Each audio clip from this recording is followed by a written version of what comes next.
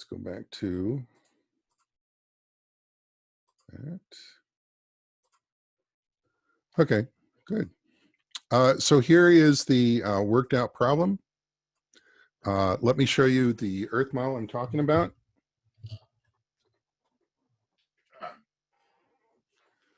So here is the Earth, okay?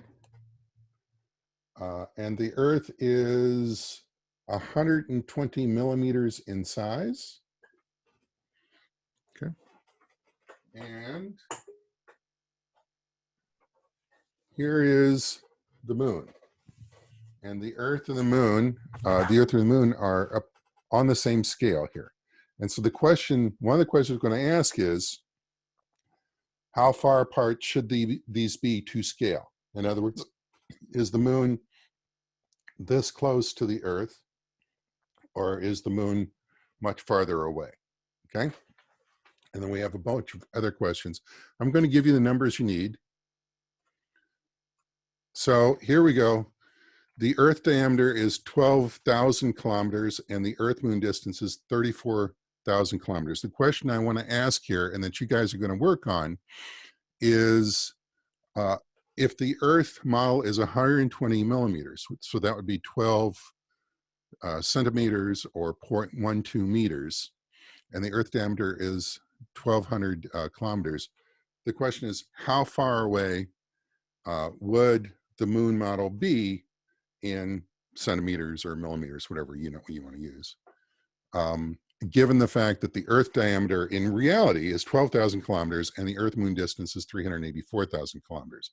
It's a proportionality constant. And the next question is, how far away would the Earth be if the Earth sun distance is 150 million kilometers on the same scale? And how big would the sun be?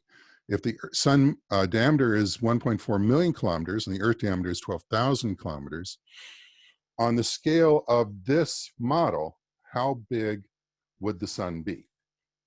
How much time would light take to come from the moon if the light travel time is 300,000 kilometers a second? How much time does light take to come from the sun?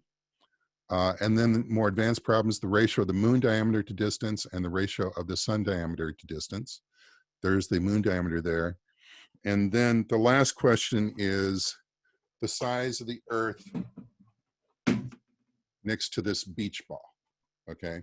So how big, if you've got a beach ball here, how big would the Earth be on that? So this is a completely separate problem. And this beach ball is 43 centimeters across. So again, this is an experiment. Let's see if it works. I'm going to break you guys into breakout rooms and go from there. I'm going to choose you guys randomly. Let's see, there's 98 of you. Maybe 10 people per group. So the question from Rena is, do you need to have these distances memorized? Absolutely not. Are these questions similar to ones in the exam? No. On the exam, we do have a lot of proportionality questions, but I've tried to make it so that no question actually requires a calculator, whereas this problem most definitely does require a calculator. Okay, so I'm going to break you into 10 breakout rooms of about 10 people each. Let's try that. Assign 97 participants into, well, let's do 15 breakout rooms. So that's 6 to 7 participants per room. I'll give you guys a few minutes and feel free to come back from the breakout room when you've got the problem done. So feel free to talk among yourselves in this problem. Maybe have one person do the calculation. And here we go.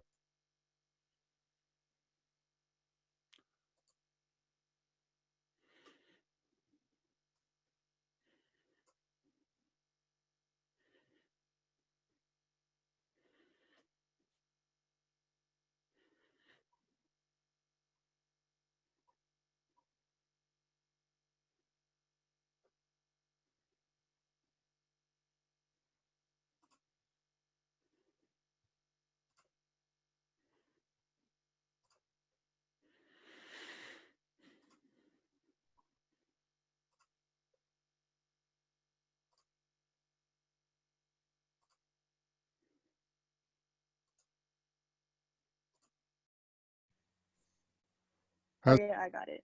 Okay. Yeah. Okay, yeah. I did too. Just making sure y'all could see it.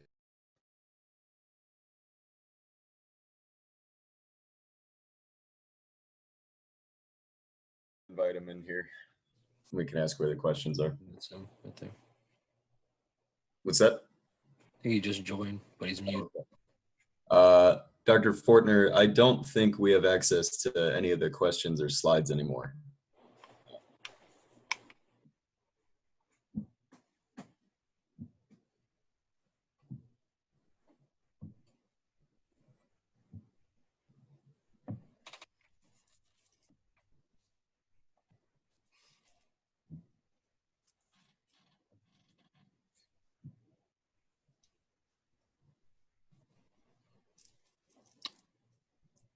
I mean, I got the first one, I think, but I want to check to make sure I have all my numbers right with the slide.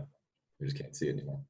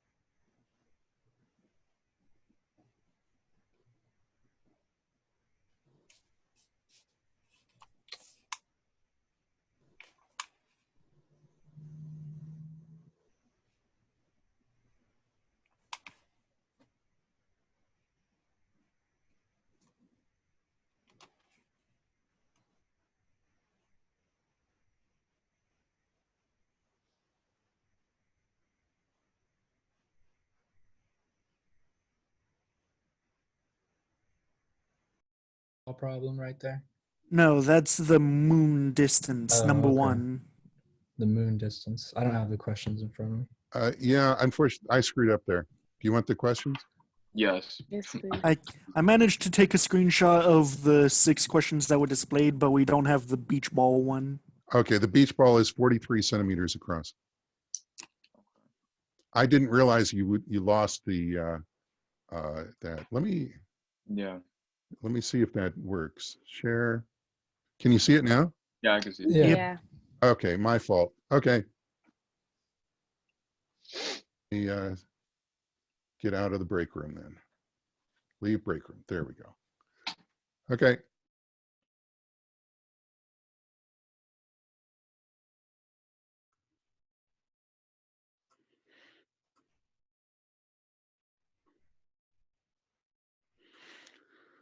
Okay.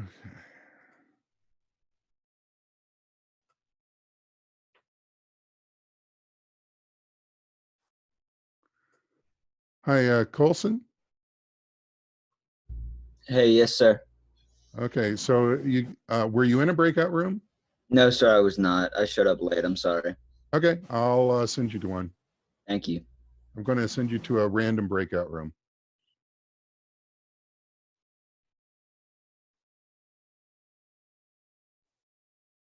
There you go.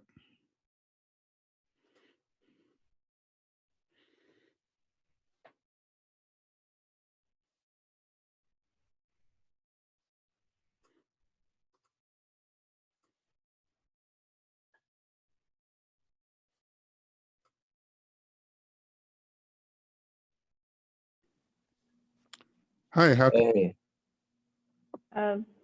So we don't have the questions. okay, I should have shared them. So let me try that again. Hold on.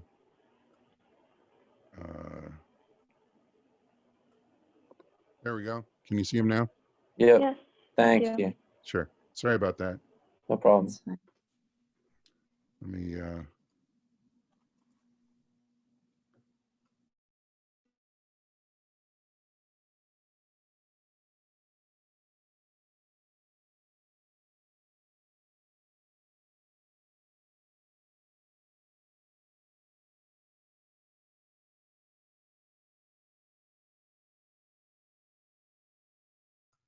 Welcome back.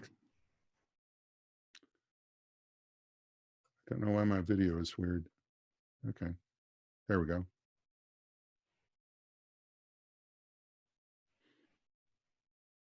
Brett, I like that American flag behind you. That's cute.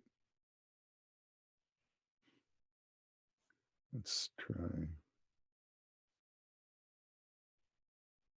Huh, okay, video came back.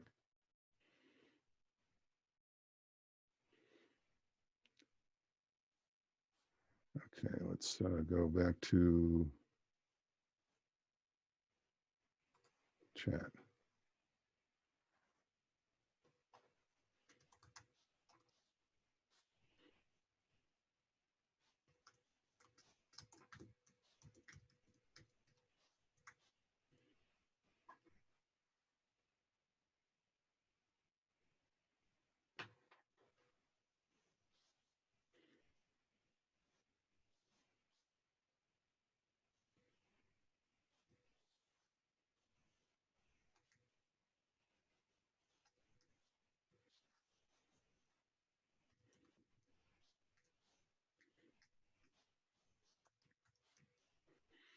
Okay, while we're waiting for anybody else to come back in, any questions?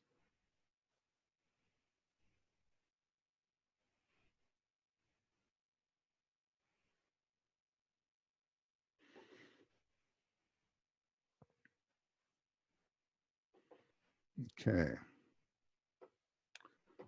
Go back to breakout rooms.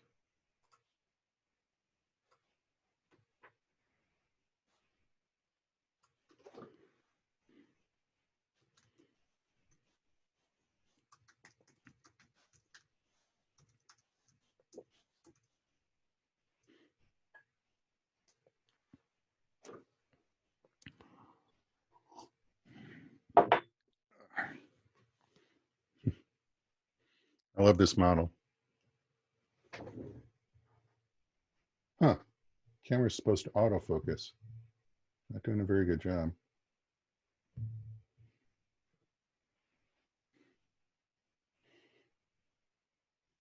There we go.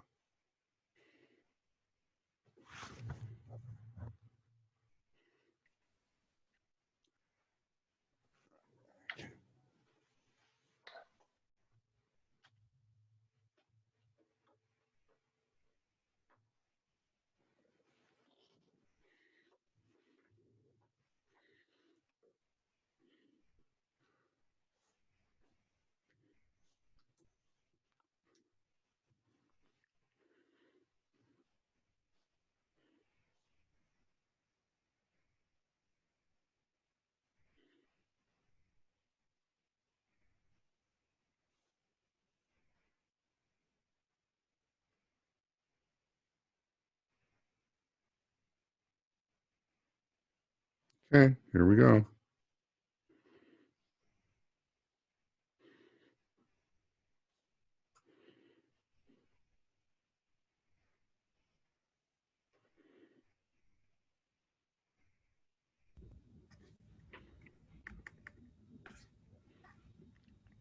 And Gracie, yeah, it is very detailed.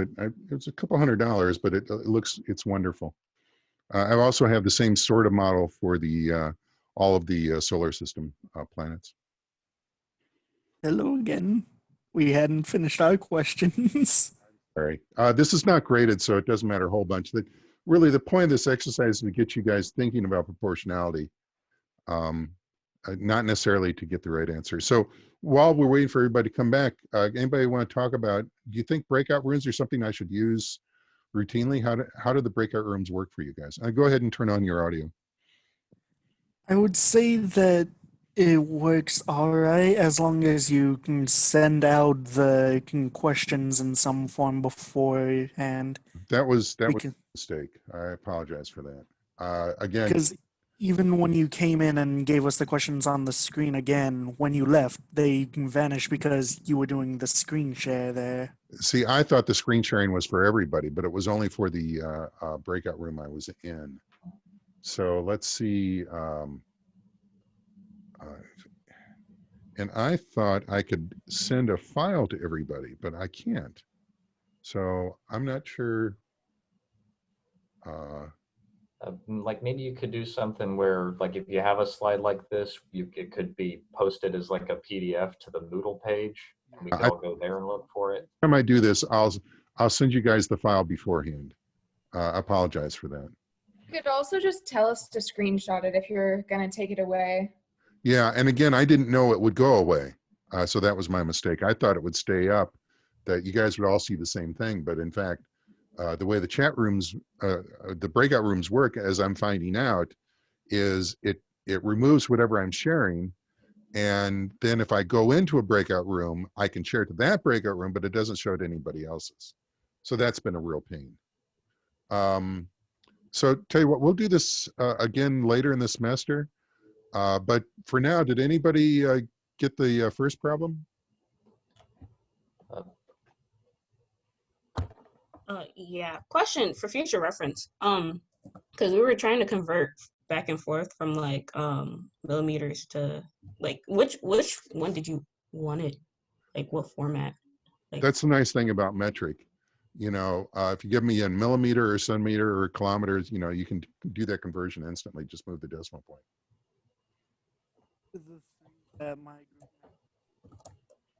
So shouldn't you all be back now? Okay. Oh yeah, you are all back. Okay. Any other comments about the breakout rooms? Okay. Oh, we get some points here. Okay, so we got 3.63 kilometers. Let's see if that's right. Answers. How far away should the moon be? Earth-moon distance is 120 millimeters. Earth-moon diameter is 12,000 kilometers. Earth-moon distance is 384,000 kilometers. And here is the key thing, and this is the thing I want you guys to work on. If you divide those two distances, you can say the Earth-moon distance is 30 Earth diameters away. And that doesn't have any dimensions. And so now you can use that 30 Earth diameters to multiply by the 120 millimeters, and you wind up with 3.6 meters, which is exactly what so many of you got. I mean, that's really impressive. Look at that. Everybody that put in the chat got that correctly. Okay, and so that's about 15 feet. So, unfortunately, I can't really show you on the camera.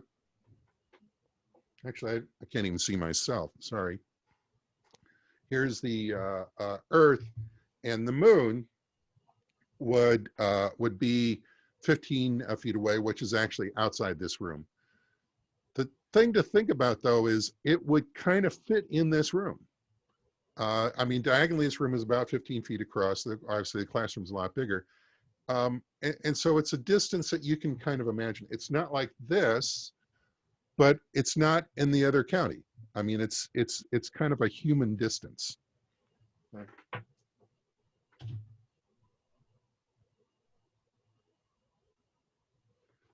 And so that 30 Earth diameters is great. And we can do the same thing here. How far away would the sun be? Earth-sun distance is 150 million kilometers. And again, we divide that distance by the Earth diameter, and we find out the sun is 12,000 Earth diameters away. And so on that scale, the sun would be 1.44 kilometers away, almost exactly a mile, okay?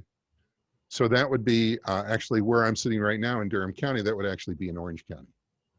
So, and you can kind of imagine how far away a mile is. You can look a mile down the road, okay? So it's a really, really far distance, certainly a lot farther than the moon. That will give you a sense of scale. And this sort of proportionality calculations we're going to do through the entire course. This is the sort of math I really want you guys to be able to do. And again, a lot of you got that correct. That's wonderful. How big is the sun on that scale? Again, we go 1.4 million kilometers. Divide that by the Earth diameter, we get about 100 Earth diameters, which would be 13 meters, which is the size of this house. So the ratio of the size of the Earth to the sun is about 100 to 1 in terms of diameter, and be about 1,000,000 to 1 in terms of volume. Okay. How much time does light take to go from the Earth to the moon? Wow, you guys are really good. Look at that. That's impressive. Time to distance over speed, 3.84 over 300,000 equals 1.3 seconds. You had a homework problem that asked for 1.2. I complained bitterly to WebAssign saying that answer is wrong, but I gave you just enter 1.2 into that problem. How much time does light take to come from the sun? Again, we do the ratios and we wind up with about 8.3 minutes. Okay, so if you send a probe to the moon, there's only about a 1.5 seconds delay, which we're used to seeing on Zoom all the time. If you send a probe to the sun, it would take 8 minutes. I mean, that's a sizable delay. Ratio of moon diameter to distance. This is what we saw in the video. There's the moon diameter divided by the distance of the moon to the Earth, and it's 0.0009. The ratio of the sun diameter to distance is 1.4 million kilometers over 150 million kilometers. It's 0.0009. What this is saying is the ratio of the diameter to distance is the same for the moon and the sun, which means the moon and the sun are the same size on the sky, which is why we have total eclipses. Let's see, there was a question here. Will the mathing, hold on. Will the mathing class be primarily focused on proportionality? Most definitely, yes. So I'll give you an equation such as GM over R squared. I will not ask you to calculate the numerical value. I will ask you to calculate, if I double the distance, what happens to the gravitational force. I mean, that's essentially all the math in this course is proportionality problems. And the size of the Earth next to the beach ball. There's the beach ball. And the size of the Earth is 109 times that. 443 centimeters over 109 is 0.39 centimeters or 4 millimeters, which is the size of a BB. Hold on.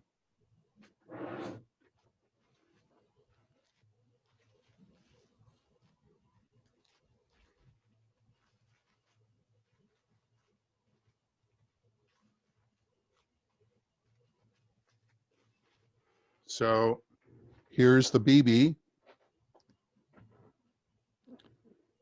And here is the sun, and just look at that.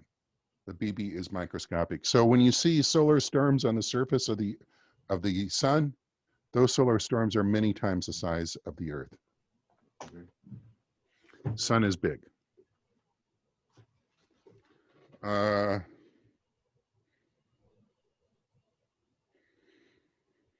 Okay, let's go on. The moon. Here is a snapshot of the moon as seen from the Earth. So we take a picture of the moon from the Earth once every night for 30 nights, and this is what we get. Correct?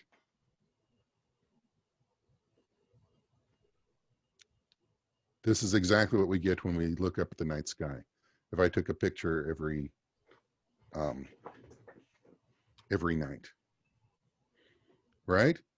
Is this correct? No. That's right. This is not correct. What's wrong with it? The moon, like one side faces the Earth as it's rotating around every night. That's correct. The only way that this graphic was produced was through the lunar orbiter that NASA sent up a few years ago, where they covered the entire moon with an orbiter. Most of this we cannot see from the Earth. In fact, what we see from the Earth is this one. And the reason it tilts like that is the moon's orbit around the Earth is inclined to the plane of the Earth, and you might notice that the moon gets a little bigger and a little smaller. That's because the moon gets closer and farther away from the Earth. It's in an elliptical orbit, which we'll be talking about ad nauseum. And you might note that we get these different phases of the moon. That's because as the moon goes around the Earth, it presents different sides to the sun, and we get those different things. We have an entire chapter on detailing the different phases of the moon and quizzing you guys on that. And here is a comparison of the sizes of the moon and the Earth as the moon left in front of the Earth. And actually, this is a little out of proportion. The moon is relatively bigger in this picture than it really is, just because it tended to be a little closer to the orbiting satellite called the Discover satellite than it really is. Okay. So how does the moon rotate? This is going to be a poll. Let me bring up the poll.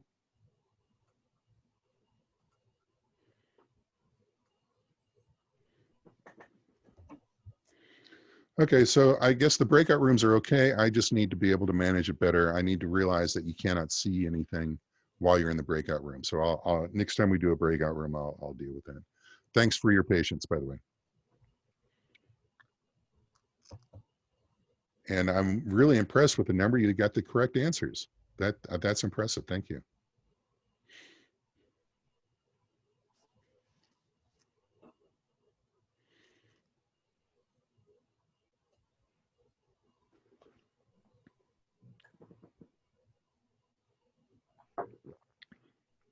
And this class will go till 11:15, and then we'll have 15 minutes of QA.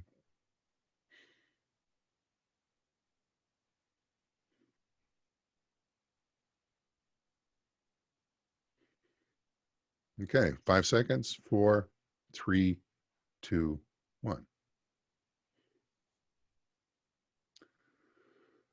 Okay, most people said it rotates once per month. We always see the same side. Apologize for not getting all the text there.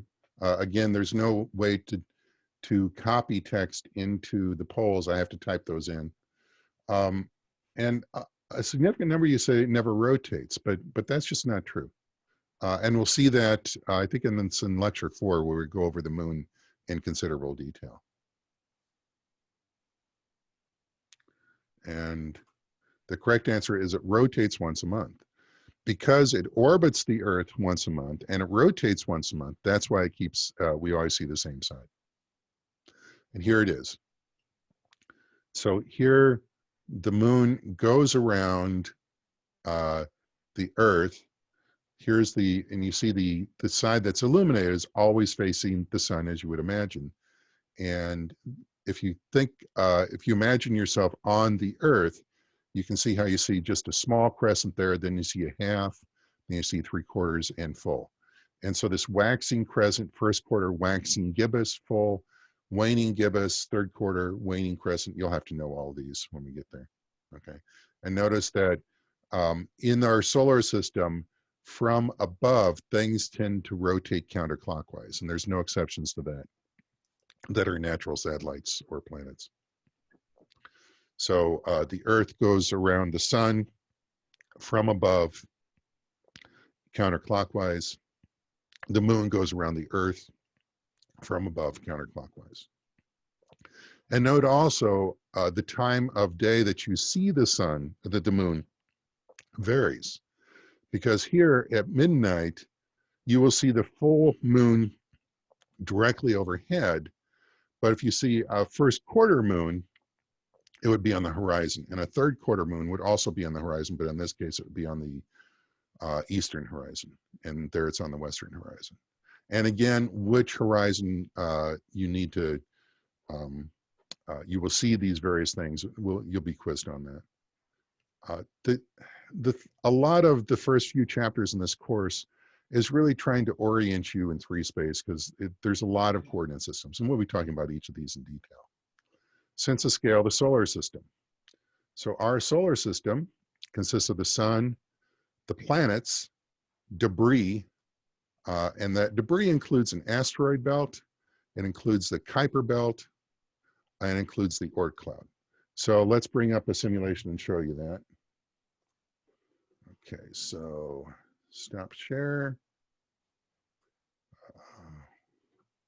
Share screen, share computer sound, solar system scope.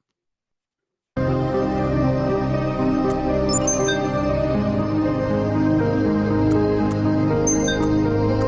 let's get rid of the planets.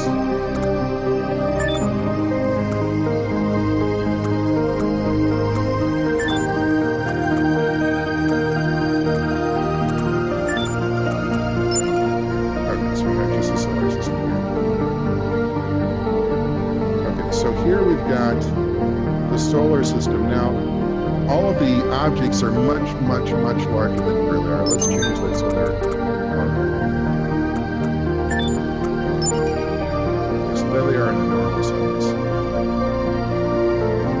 So here we have the Sun, Mercury, Venus, Earth. Notice, let me get rid of the music. That's really irritating. There we go. Sorry. So here we have the Sun, the Mercury, Venus, Earth. Notice the rotating counterclockwise in Mars. And so it looks like we've got these 4 planets orbiting relatively close to the Sun.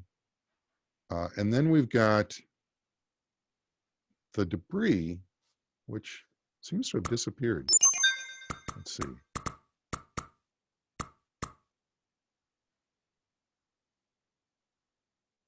Huh, weird.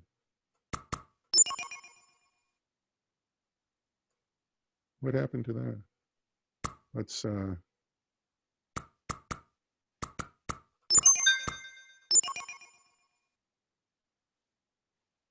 weird. Let's kill this and start over. And solar system scope. Share screen.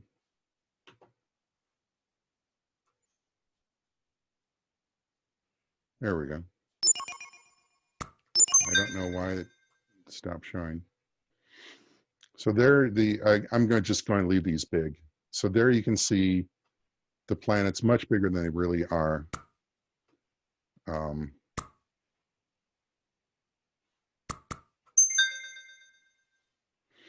And you've got the inner planets there. Oh, of course. When I choose that, of course they go away.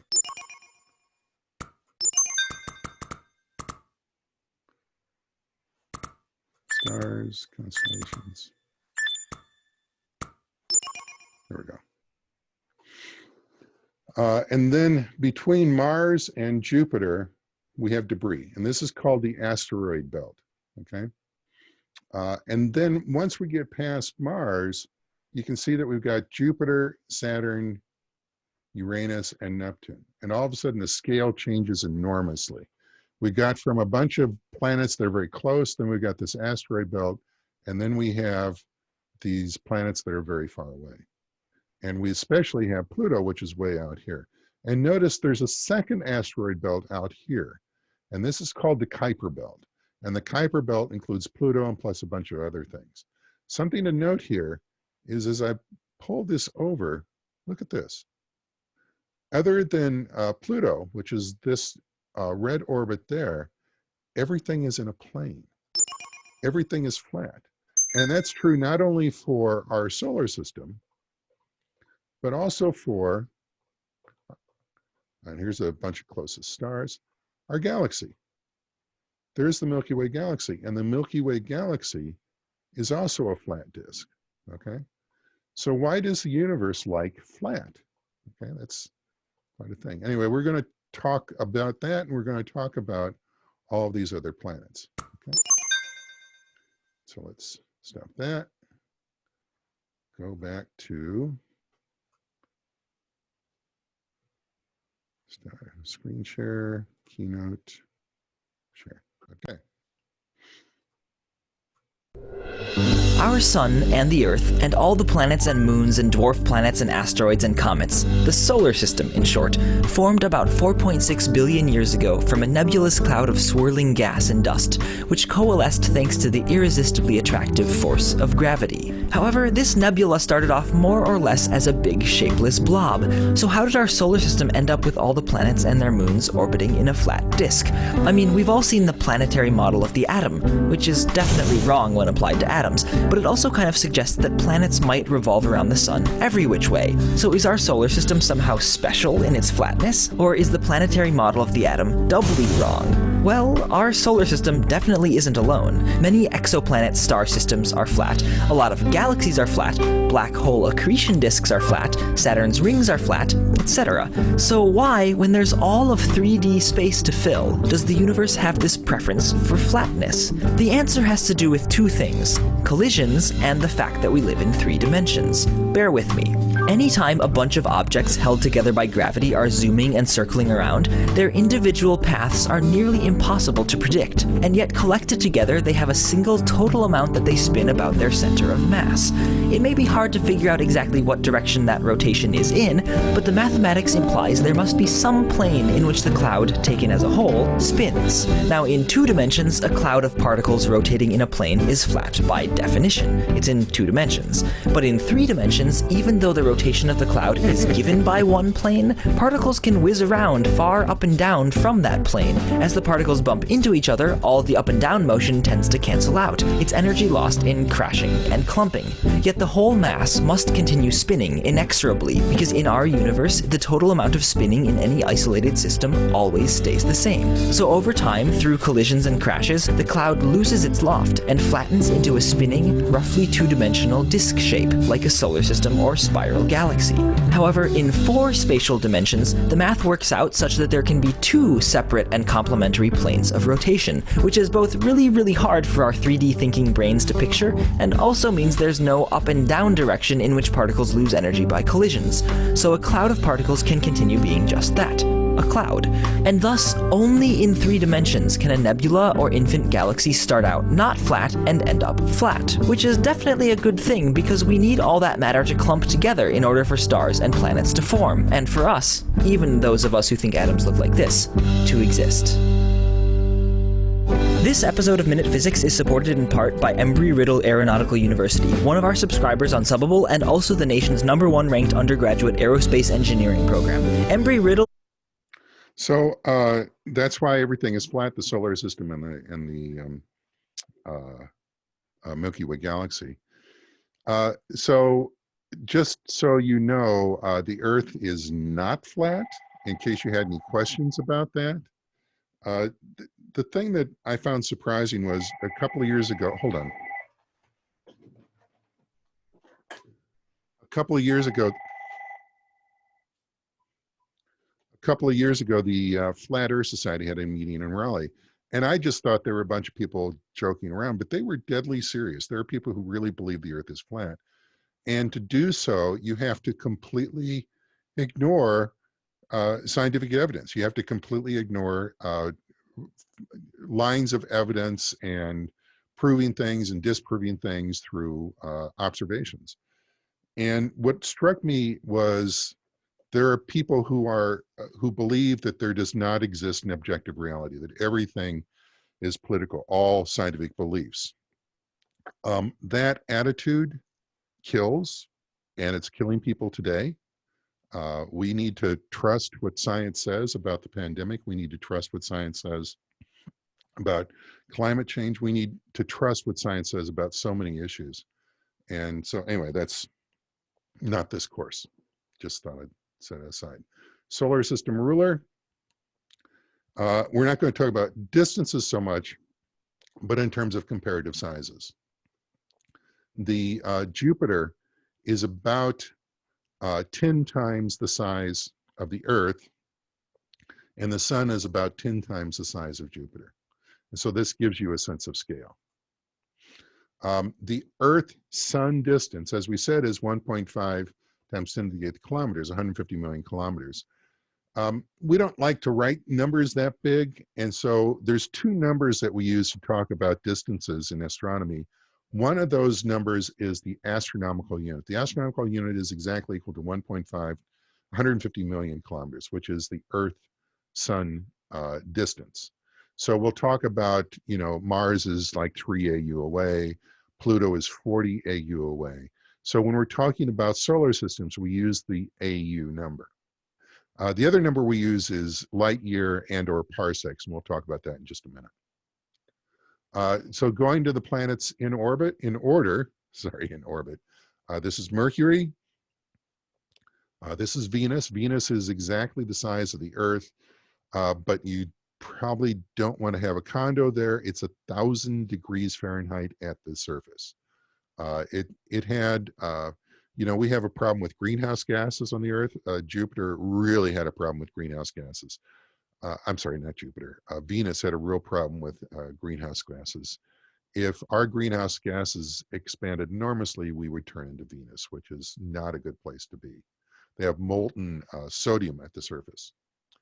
Okay, this is the Earth, our home. Keep it well. This is Mars, the planet that we've explored more than any other planet.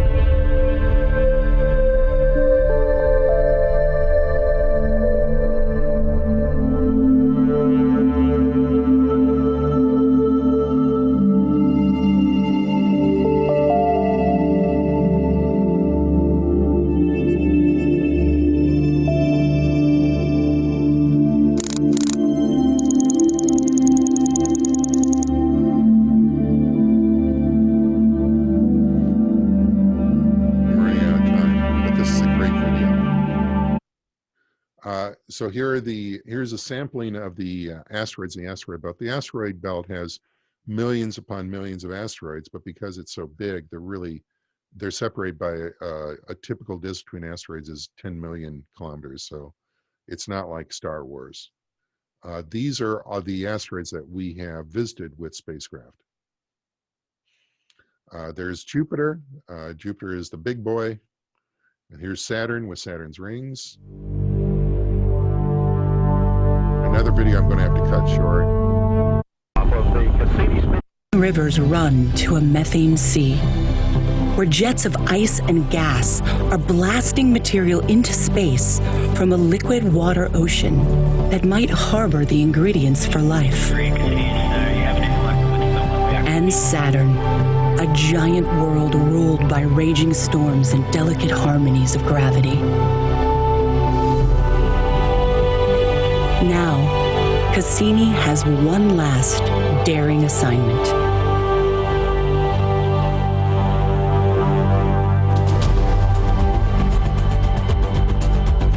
Cassini's grand finale is a brand new adventure.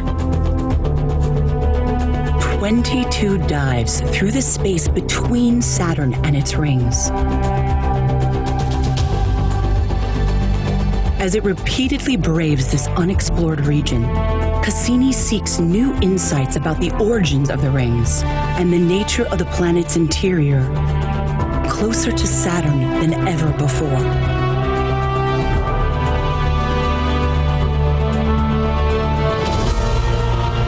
On the final orbit, Cassini will plunge into Saturn, fighting to keep its antenna pointed at Earth as it transmits its farewell.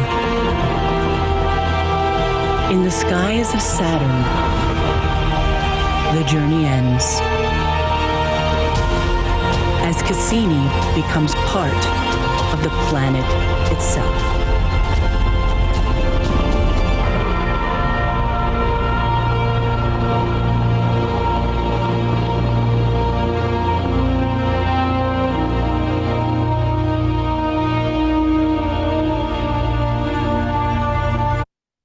It was just an amazing mission. Here is Neptune. Uranus, Neptune, which was only visited once by Voyager 2. Here's Pluto. Pluto was visited by a flyby called New Horizons. When I worked at Johns Hopkins Applied Physics Lab, the office right next to mine was the group doing New Horizons, and the operational center for New Horizons was just down the street. T-minus 15 seconds. Ready. Roger. 15 seconds. 11, 10, 9, 8, 7, 6, 5, 4, 3, 2. We have liftoff of NASA's New Horizons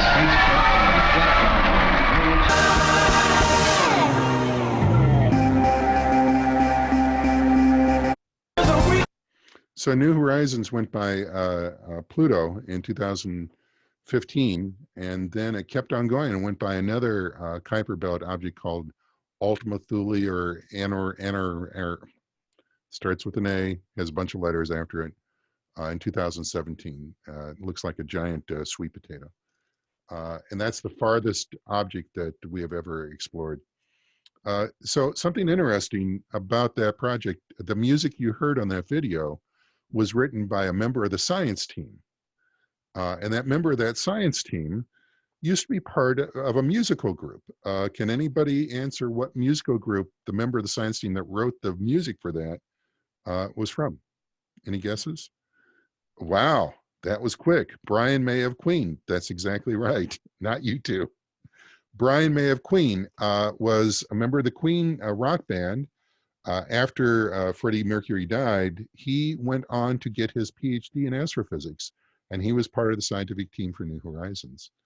And in fact, he just published an article in Nature magazine on images from the Kuiper Belt object they flew past, whose name I cannot pronounce for the life of me. So that will be something on the exam. What rock group was a member of the scientific team for New Horizons on? And the answer is Brian May. Okay. Here is a video of the spins, and notice that with the sole exception of Uranus, and Uranus is just weird, these planets all spin in addition to orbit, and notice that they're all spinning from above in a counterclockwise direction. So it's like our solar system has a preferential direction for spin, both in terms of spin and in terms of orbit. Uranus has its spin axis tilted by almost 90 degrees. It's like it got knocked on the side by something. And so clearly there's some history there. Okay. So here we've got, this is not to scale, it's actually a logarithmic distance scale. We've got the inner planets, then we have the outer planets, and then we have the Kuiper Belt, and then we have something called the Oort cloud. The Oort cloud is a spherical cloud of material much farther away from the planet than the Kuiper Belt. It surrounds us, it even goes out to the closest stars. We'll talk a little bit more about the Oort cloud later in this course. Since the scale of the Milky Way galaxy, we talked about AU as a way of looking at distances in the solar system. The way we talk about longer distances is light years. Light years, the distance light travels in a year, and the speed of light is 3 × 10⁸ meters per second, or as you saw in that slide before, 3 × 10⁵ kilometers per second. So it's fast, but on a, so it's about 1 foot per nanosecond, okay? And so 1 year is 3 × 10⁷ seconds, okay? So 1 light year is, you don't need to know this number. We never know this number. I don't think any astronomer knows this number. We just don't look at distances in terms of meters because the distances are so long. We will always use light years or another term called parsec, which we'll be talking about a little bit later, okay? And 1 light year is 60,000 AUs, okay? Now that is an important number to know. So here is, as you saw before, a picture of our sun with its closest neighbors. The closest star to us is called Alpha Centauri, and it's about 4 light years away. I'm running out of time, so let me just show you a quick simulation here. Let's see, let's bring that up. Our galaxy. Share screen, our galaxy. There we go. Okay, so here is our sun in terms of, this is the Milky Way galaxy. We're about 26,000 light years from the center. Let me show you some of the labels. Okay, let's show the thin disk, thick disk, bulge. Okay. So here is the sun in the disk. So the Milky Way galaxy consists of this pinwheel configuration, and notice it's relatively flat. It also consists of this, what we call the central bulge there. And that bulge includes a supermassive black hole, as does all galaxies. And then out beyond the, that is the, let's show this. Globular clusters, let's show all globular clusters. And then there's this spherical halo of other things called globular clusters. If we pull into the sun, let's center this on the sun. Center on the sun.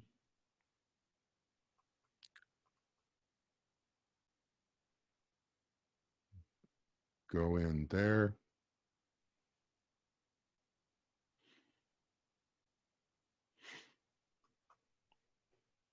And you can see we're embedded in the in that. So here, this distance is, this is from the sun to Alpha Centauri. This is about 5 light years, and so these closest stars are all within about, well, and this says 10 light years. So we have a dozen stars within 10 light years. And here's a sense of scale of the universe. I'll just show you one video and we'll go.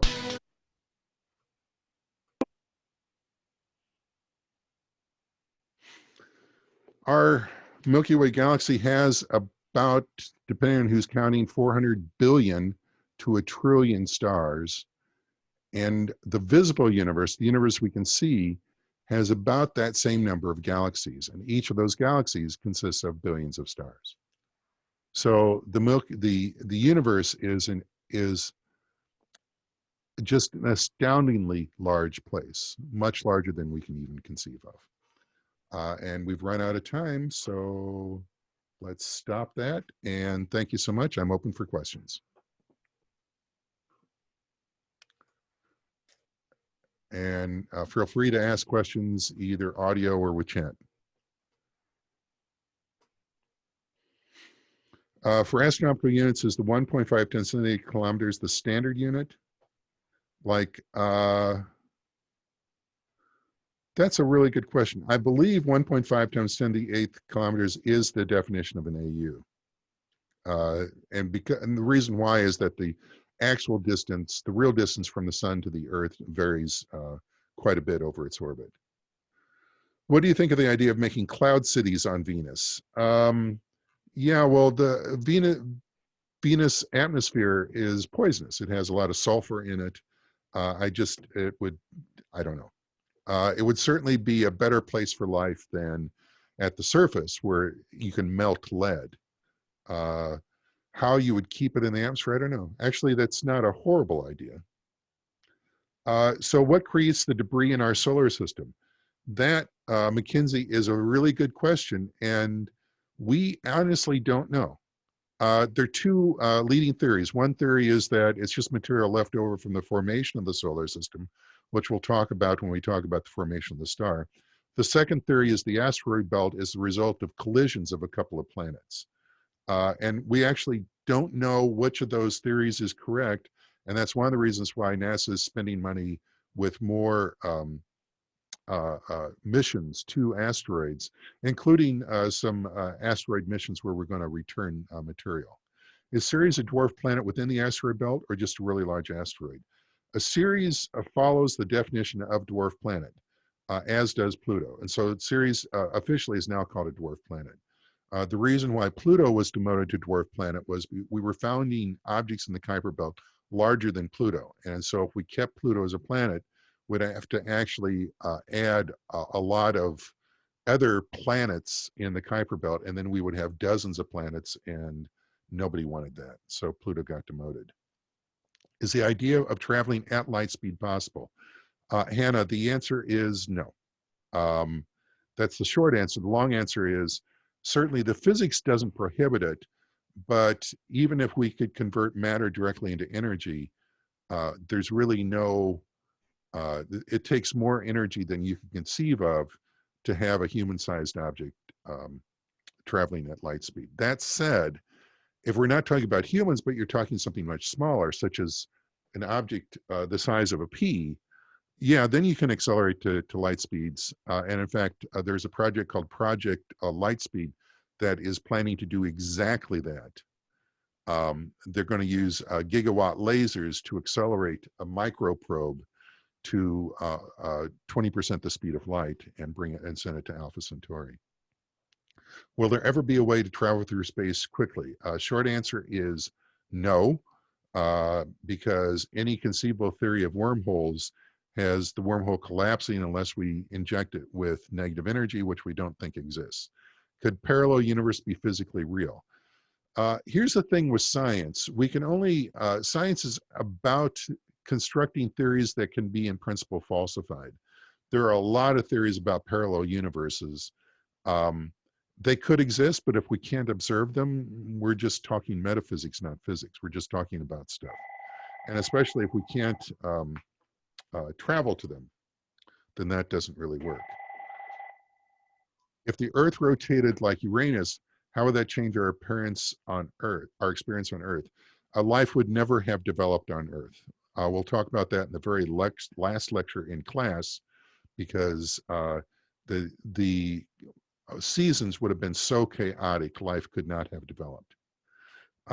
So you will never be able to travel as fast as they do in Star Wars. Yes, that's correct. Star Wars isn't science fiction, it's science fantasy. The reason why is this would take us into a course on relativity, but if traveling faster than the speed of light was possible, then Einstein's equation says that that's equivalent to time travel. In other words, you could arrive at a place before something had happened. So the problem with time travel is then you have cause and effect mixed up.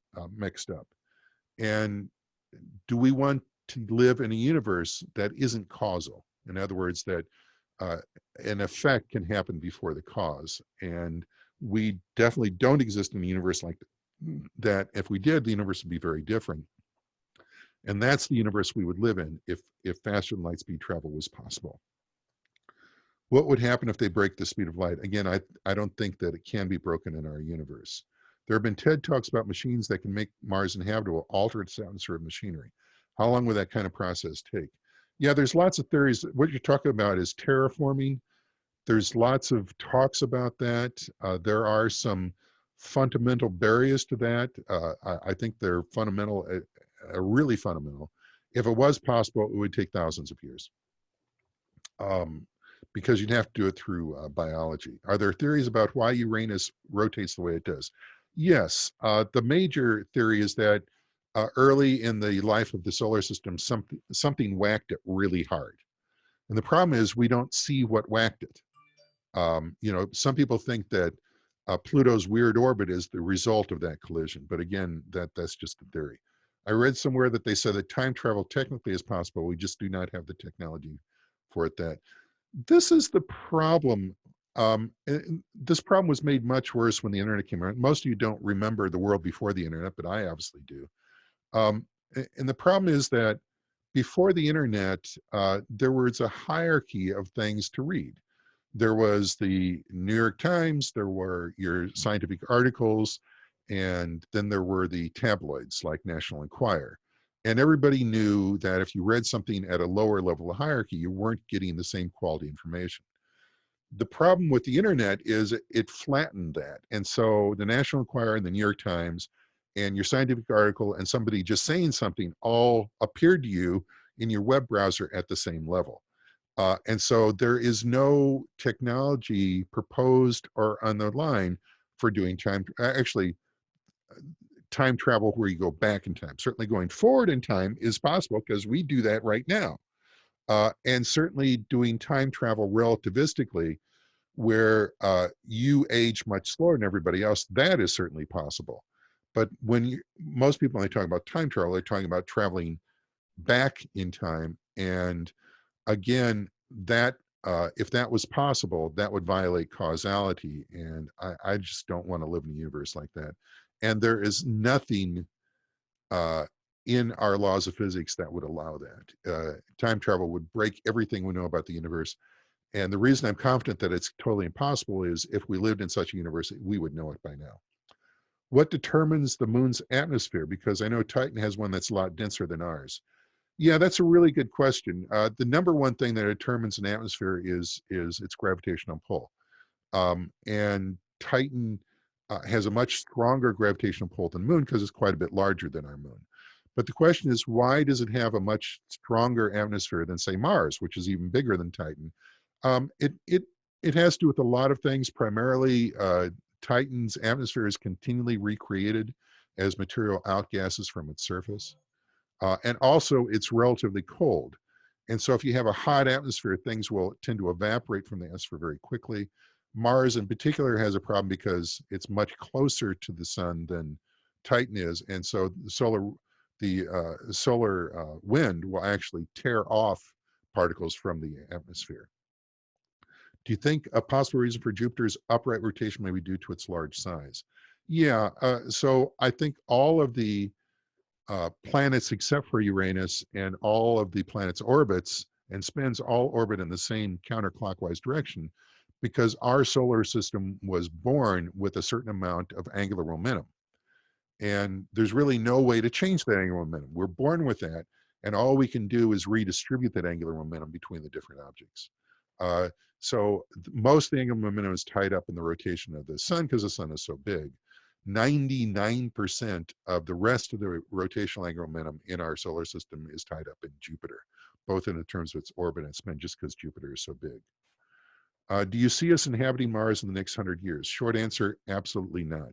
People have absolutely no idea how incredibly difficult that is. In fact, I just spent the summer giving a series of lectures at Duke on that exact topic. Will the Artemis program get us back to the moon? Yes, the moon is easy. Mars is hard. The moon is easy to get to for a lot of reasons, primarily because it's got a very low surface gravity and it's really close. There are some problems with the moon. Number one is the radiation level is intense, and if we have a solar storm while you're on the moon, you get crispy crittered, and we were really lucky for the Apollo program. So you got to get under Earth quickly. And the second problem, believe it or not, is moon dust. Because there's no water on the moon to speak of, that dust becomes incredibly fine and it gets into everything. And our Apollo astronauts were only able to survive the first few days on the moon because they weren't there that long. But that moon dust gets into everything. It destroys electronics. It destroys any sort of physical equipment, and it destroys humans because it gets into your lungs and it just gets everywhere. And it's like little particles of asbestos that cause cancer and kill you. So we're going to have to deal with moon dust if we get serious about that. But in terms of the energetics, the moon's easy. What are the specific takeaway points from this lecture session? I was confused as to what to take notes on. So the homework and the exam questions, for the most part, are taken directly from the textbook. And so the textbook is the primary source for this course. So in my lectures, I try to add emphasis on the textbook, and I try to add some fun and visuals to the textbook. But the textbook is the primary source. So if you miss taking notes during the lecture, and again, these lecture notes are going to be posted on the website. I already posted lecture 1, and I'll post the second lecture. So that's the way to study. The study is the textbook. One problem I've heard with making colonies and other planets is gravity. Many of the candidate spots are much smaller than the Earth, so the colonists would lose bone and muscle mass. That's exactly right. People underestimate how difficult it is to live in space.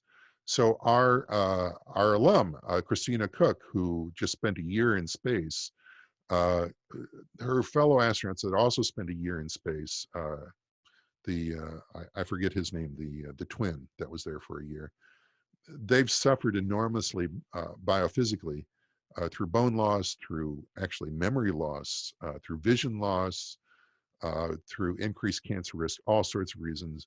And most of those causes are due to microgravity. And so the question is moon gravity enough to not have all of those? And we just don't know the answer to that. But one nice thing about the moon is that you can come back relatively easily, whereas going to Mars, any conceivable energetic travel from Mars back to Earth is about a year and a half. using the Holman transfer orbit. And that's a year and a half in weightless travel. So it's just, you know, Mars is much more difficult than we've heard. I'm out of time. I will see you guys Tuesday. There's 2 homework sets due. Thank you very much.